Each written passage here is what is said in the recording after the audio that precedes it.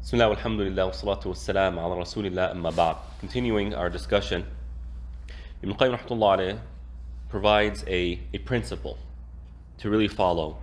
And that is, Al-abdu min heen istaqarrat qadamuhu fi hadhihi ad-dar fahuwa musafirun fiha ila rabbihi.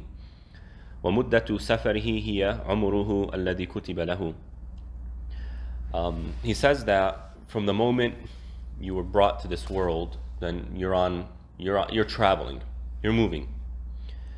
Everything has an effect.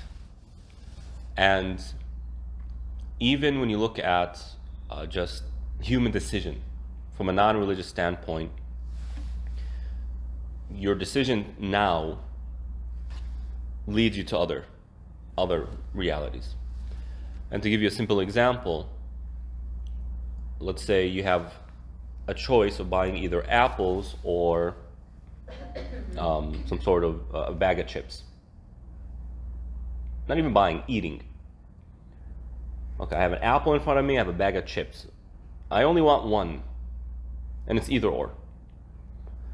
Now, both of them are halal, right? Nothing wrong with it. But if I choose to eat an apple now, will that have an effect on me? Yeah. Right? If I eat chips, will it have an effect on me?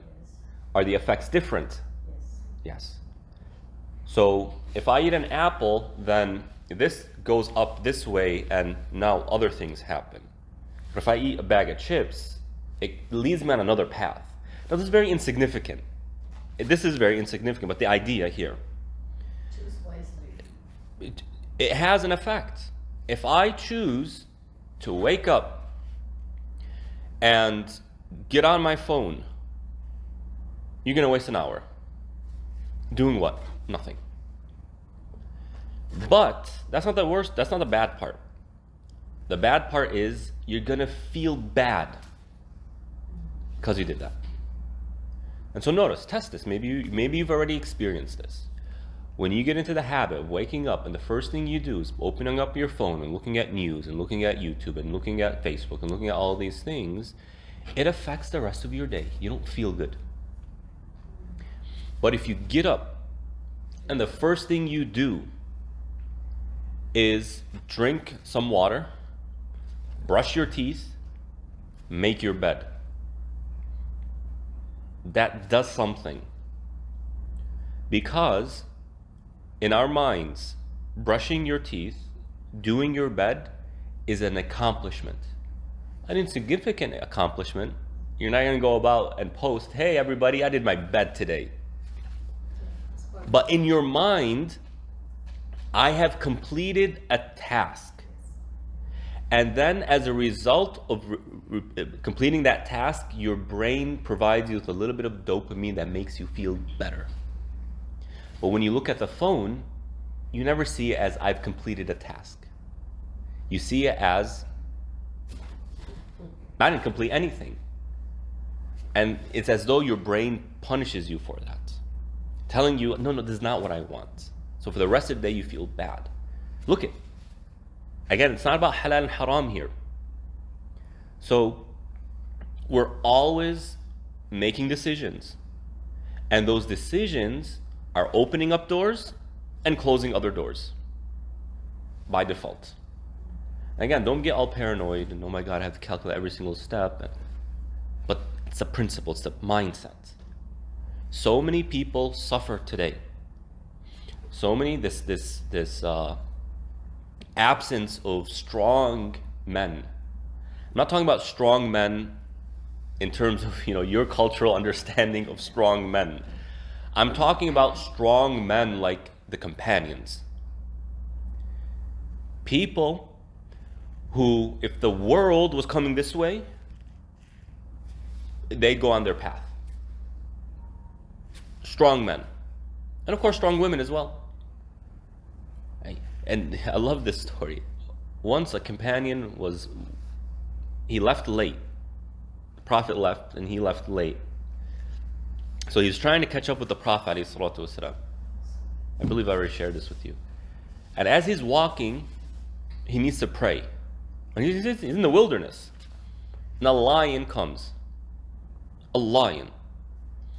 The companion looks at the lion and says, if Allah has commanded you to eat me, just go ahead and eat me, get it over with. If not, go away, I have to pray. And the lion just left. Now, don't go and try this. We're not the companions. Look at the strength. How? They had a habit, they had a routine. How did the day of every single companion, male or female, young or old, begin? How did it start? With Salat al-Fajr. Not our Fajr, where, Bismillah, get up. Oh my God, there's 10 minutes left until sunrise. And quickly, Qul Huwallahu Ahad, Allahu Akbar, Allahu Akbar. Allah. They would read 15 pages in one rak'ah. That's how they prayed. They had a routine. They were memorized it, or Of course, they had it memorized. Oh, Why? They began the day with a routine, a healthy. I've accomplished something that gives me a little bit of dopamine, and then what? I feel more energy, feel more strength. So, this idea of the rich are getting richer and the poor are getting poorer, yeah, there's economics behind that. And even the Quran acknowledges this, by the way. Hence, Allah subhanahu wa ta'ala has made it obligatory for a redistribution of wealth, like zakah. Allah says, كَيْ لَا يَكُونَ دُولَةً بَيْنَ الْأَغْنِيَاءِ. It's natural, it's normal that the rich are going to get richer. Why? Because you need money to make money. Those who have money are going to use that money to get more money. And the more they're doing that, the less opportunities for other people. That's a natural part of economics. And so you need that redistribution of wealth. But there's also another reason why the rich keep getting richer. Because they could lose it all, can't they? They could. It's because they have these good routines, these good habits. They don't get up and sit there looking at YouTube. They get up and they do something. And when they do something, it makes them feel good and they want to do something else. Try this. When you have a productive day, how do you feel? You feel good. So if you could only start your day with something productive, even if it's something as insignificant as making your bed, you're off to a good start. Right? So Ibn Qayyim rahmatullah alayhi says that from the moment you enter this world, you are moving towards something. You're going towards something.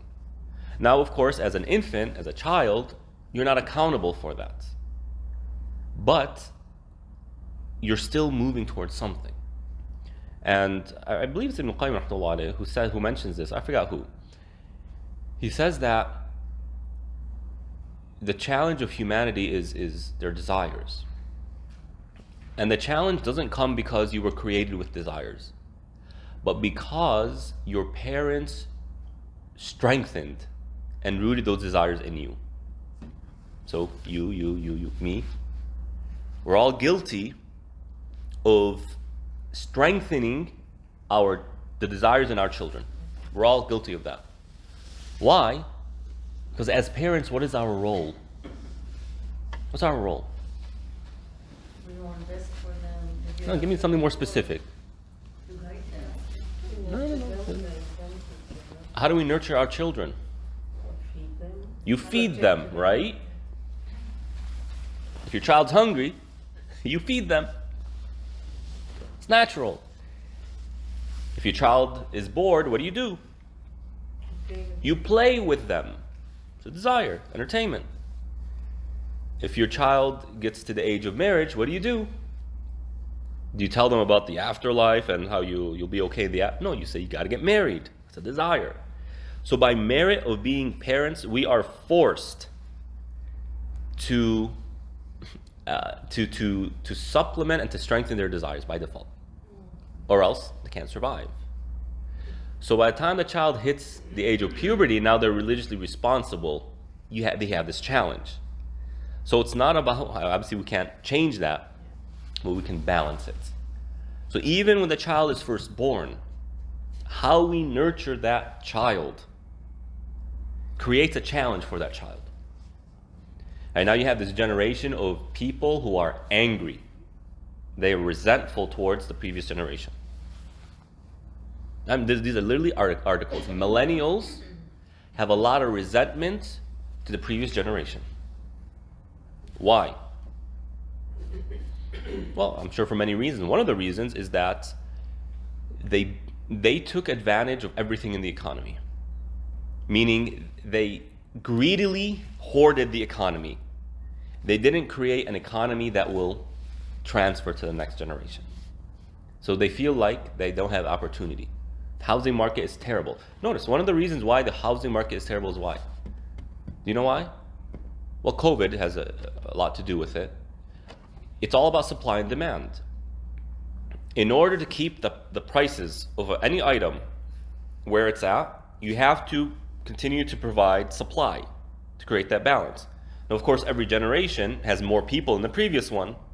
So the idea is each city, each region needs to build an amount of new homes that will be enough for the upcoming generation, right? But you have zoning laws, you have all these other laws, you have construction sites and whatnot. So when the government or the city, local government, whatever, wants to build an apartment structure in a place, what do homeowners do? They protest against it. Yeah, Why? because the prices will go down. Either it's going to negatively affect the value of their homes, or it's going to cause their properties from increasing. So one of the reasons why the housing market is so bad is because homeowners love seeing the value of their property go up. But that comes at the expense of who? The next generation. Right? So you see how everything affects everything else. It's always a ripple effect. Why did feminism come about? Because men weren't playing nice, were they? They still aren't, some of them. They still aren't, some of them. Still aren't, right? Especially in the younger generation. Right. Yes, But the idea is, feminism is a reaction. And now you have another reaction. Once feminism started going berserk, now you're having an opposite effect. Now you have these masculine men, right? These men who see women as nothing. That's a reaction to feminism. So because the Western world has no divine revelation, they don't follow Quran, what do? You just have this reaction, cause and effect, reaction, and you have this swinging, right? It's first, Trump is a response to Obama. And then, I want to say Biden, but the far left is a response to the far right. And now the far right is going to respond to you see what's going on here? So what is the point of all this that I'm saying?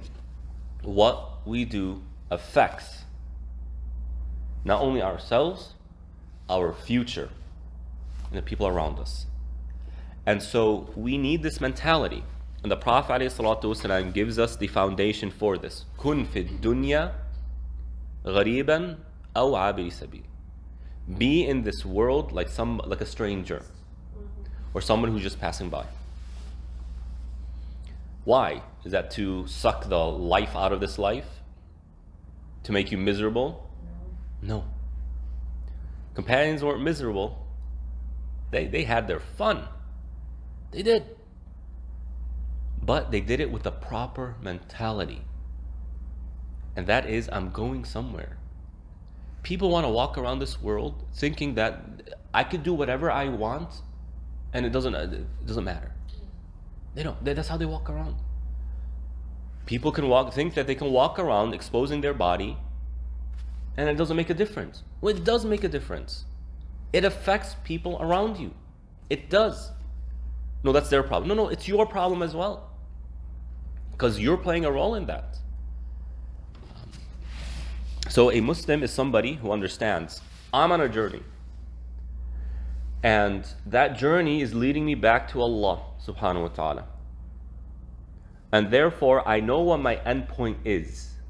Okay, well, how do I create a path to that? What is a healthy path to that? And so long as I believe that there is an end point where I will be responsible for, it makes everything clearer in terms of what I need to do now. And this isn't just an Islamic thing. Anybody who lives that way will benefit from this. You know, the LA Dodgers, I believe. Is it the Dodgers? LA Dodgers? The baseball team. They invited like the Sisterhood of, like, what was the group called? The Sisterhood of, like, Something to do with the parents. no, it has to do with LGBT stuff. Basically, a bunch of men dressed up like nuns, calling themselves sisters, doing provocative things.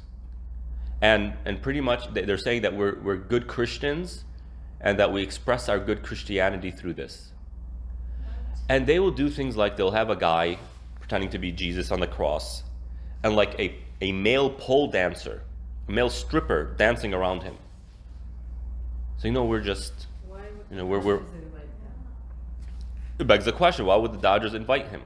And so one of the a baseball player, I think it was for the Washingtons or whatever, he came out and he tweeted, he's like, I cannot accept this because this is disrespectful to my faith.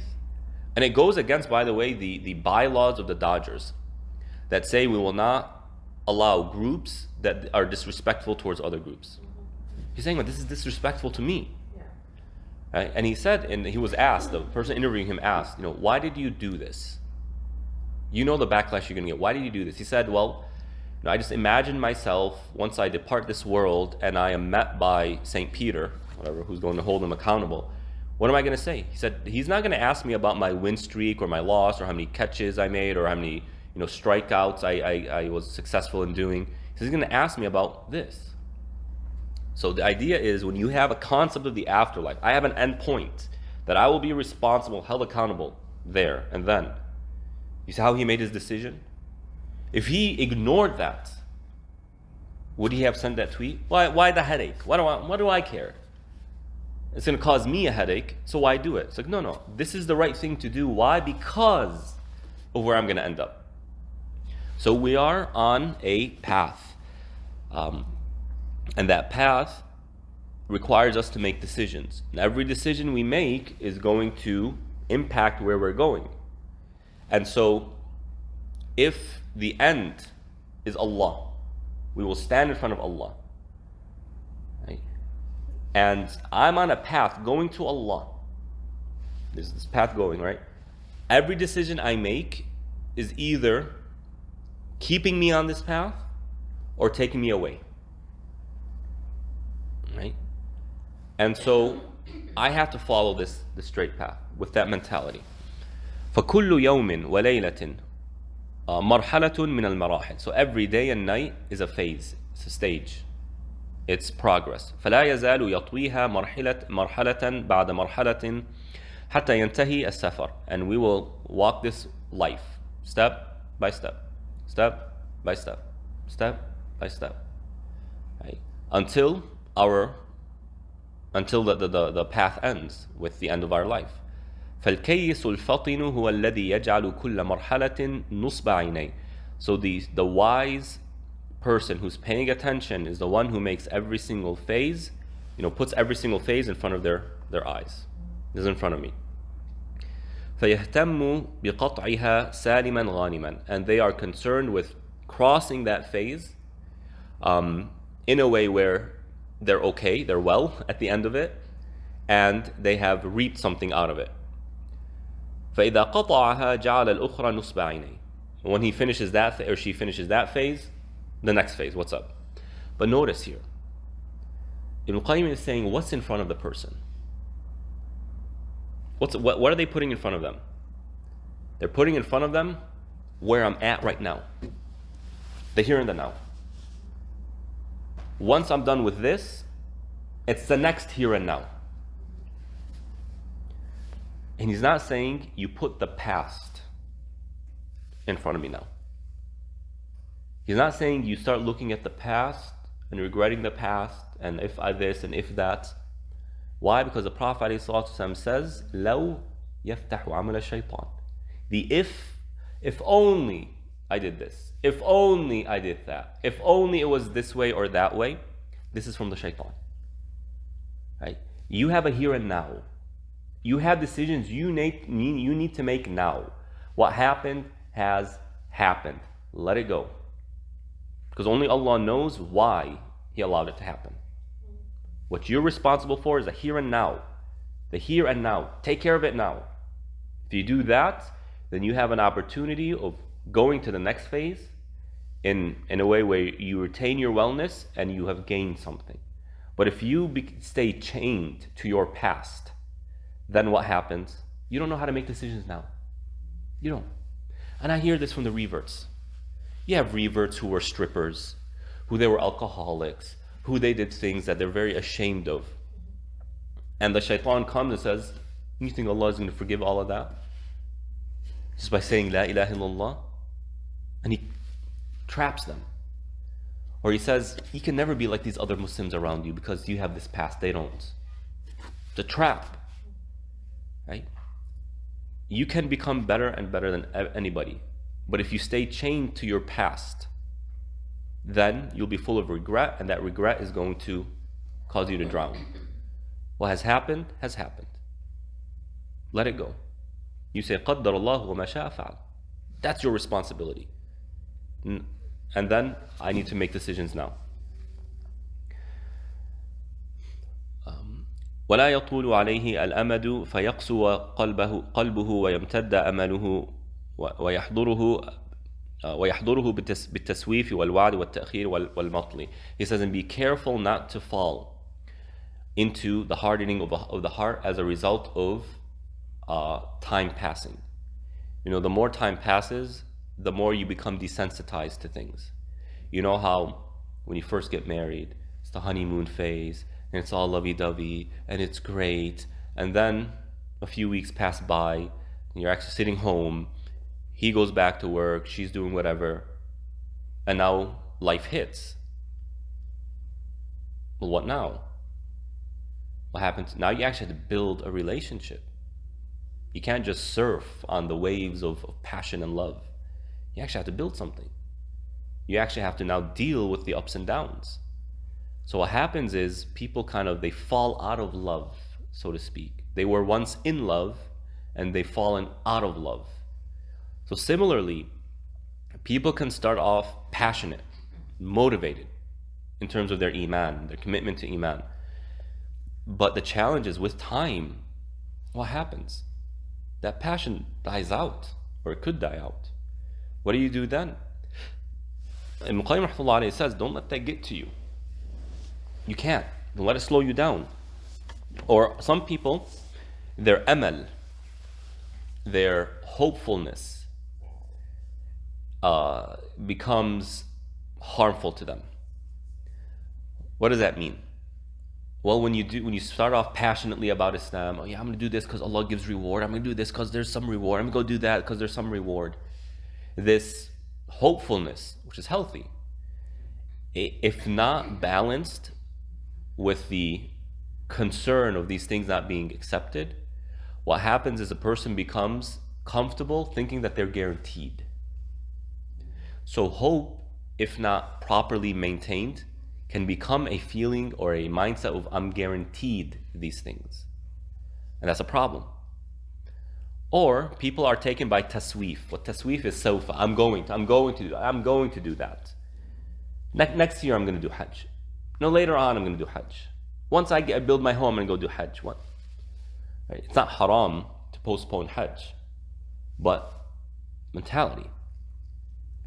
Tomorrow I'm going to start fasting, or tomorrow I'm going to start doing my salah, or tomorrow. This mentality right there. And again, this isn't just a spiritual concept. It's also in business.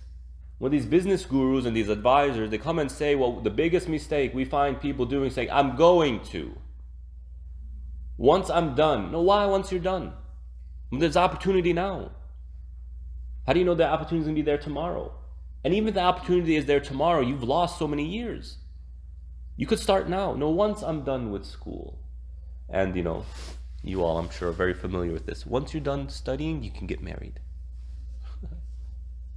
Once you're done studying, you can get married. Go get a job. You have to get some money. Once you get that, you see, your generation had a lot of opportunity for marriage. You want to get married, you get married in 5 days. You're done. That's it. It's available.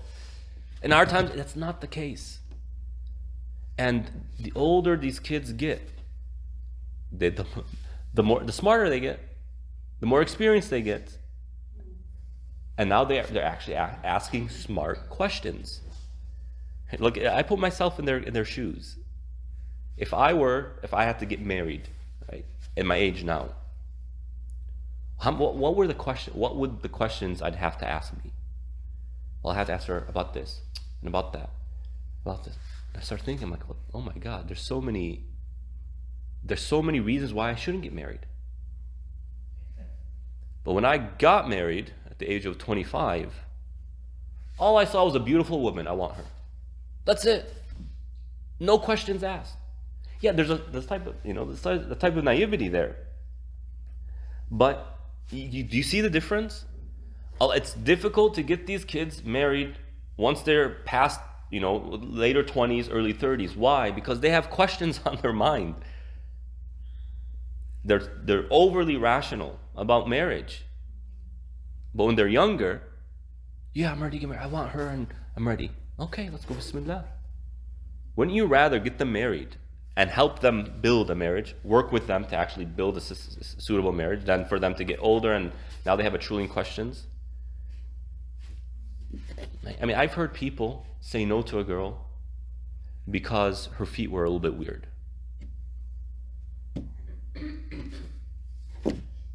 Where's that coming from? Like, honestly, if before yesterday, if you were to ask me about my wife's feet, I probably would have no idea how to describe them, because I never paid attention to it. But now as you get older, you pay more attention. This is how life is. So how did I even get here? The tasweef, I'm going to. This is a harmful mentality. No, do it now. You're responsible for doing it now. You're responsible for praying today, not tomorrow. You're responsible for fulfilling these obligations today, not tomorrow. And the more poor decisions you make today, the more you set yourself behind. That's the reality. And look at it as something as simple as investing. If you start investing at 20, your money will grow 5 times the amount. Meaning, if you put $10,000 at the age of 20, that will multiply 5-fold. But if you put that money, 10,000 at 30, it will only multiply 2-fold. If you put it at 40, it will only double. You see the difference? See the difference? So I tell fathers, if you have $10,000, open an investment account for your newborn child, for your child, put that $10,000 there.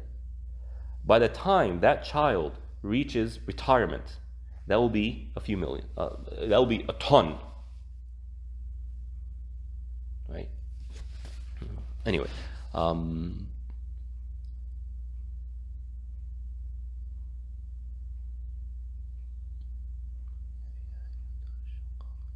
And Ibn Qayyim rahimahullah says that, when we're all traveling, whether you acknowledge this or not, we're all traveling. But for some people, their travel is getting them closer to hellfire. Yeah. And for other people, their travel is getting them closer to paradise. So the believer who understands that they're on a path, they understand that paradise is in front of them and hellfire is behind them. But there's a difference. Paradise is just sitting there. You have to go towards it. Hellfire is moving behind you. It's trying to catch up with you. Of course, by hellfire, I mean the shayateen. People want to take you there. And so if you're not actively going forward, even if you're just standing still, which is never the case, you're either going forward or you're going backward. But even if you're just standing still, the shayateen are catching up with you. Hellfire is catching up with you. Because if I don't keep myself motivated, then it's hard to build a good habit. It's so easy to build a bad habit. If I'm not retaining my good habits, then I'm building bad habits that are taking me backwards. So Allah subhanahu wa ta'ala says, أَلَمْ تَرَى أَنَّا أَرْسَلْنَا الشَّيَاطِينَ عَلى الْكَافِرِينَ تُؤْزُهُمْ أَزًّا. Have you not seen how the shayateen have been sent? Allah sent the shayateen upon the kafirin, that they're doing az to them. Az means to agitate. To agitate. The shaitan will come and start agitating the person. Do this haram. Do this thing. Do this thing. They'll agitate them towards the haram, towards hellfire, or towards the actions that lead them to hellfire. Right? We see what's going on in the world today. We see this nonsense of LGBT and craziness all around us. Right? Part of that is human decision. Another part is the shayateen coming to the person. I'll give you an example. Right? Please excuse the word, but America is a very hyper-sexualized country. Everything is sexual. Everything. And, I remember when I was in junior high, the age of puberty, I was a year early. So my class, everybody was a year older than me. Because my birthday is September 4th, which is 3 days after the year cutoff. So my parents got me in instead of having to wait an entire year. So I was a year kind of younger. And that meant at the age, the grade where everybody was hitting puberty, I still wasn't hitting puberty. So you have all these guys coming and say, man, that girl's so hot, and that girl's so cute, and who do you like, and who do you have a crush on? And they're talking about this. I'm like, what is going on? I haven't hit this age. I'm still like, ew, the girl stuff. So I'm puzzled. What's going on? Right? Now, we know that the Quran mentions that there's a category of men who are asexual. They don't have desires. They don't have desires. Now imagine a young man who's in 7th grade, 8th grade. Everybody has hit puberty. And everybody's talking about this stuff. And he's sitting there thinking, how come I don't feel this way? Now, in an Islamic society that understands Islamic teachings, Allah has tested you with this. That's it. It's something physiological. That's it. It's a condition. But in the West, in a hypersexualized society, no, you have to have something. Oh, maybe I'm not attracted to girls, I'm attracted to guys. The shaitan comes and says, no, it's not that you don't have any desires, you're just not attracted to women, go to guys. Or this, I'm questioning stuff. Really? Do you question that the sky is blue? Does that need questioning? When Allah created us in a way where a man is attracted to a woman and a woman is attracted to a man, you don't question this stuff, it just is. No, I'm questioning. Where are those questions coming from? Is it possible that coming from the shaitan? Yeah, maybe you should test it. Check it out, you never know. So, as I mentioned, the shayateen are trying to catch up with you. If you're not going forward, or if you're going forward at a pace that is not enough to outpace the shayateen, they're going to catch up with you eventually. And they will rip you apart. Same thing with the economics, right? You see the parallels between spirituality and the world. In economics, if you're not making more than inflation, you're eventually going to reach poverty, right? If you're not getting income that's going above 3% in normal times, eventually you will reach poverty, right? If your money is not growing, it's becoming less. That's just how economics work these days. So we'll just pause for that.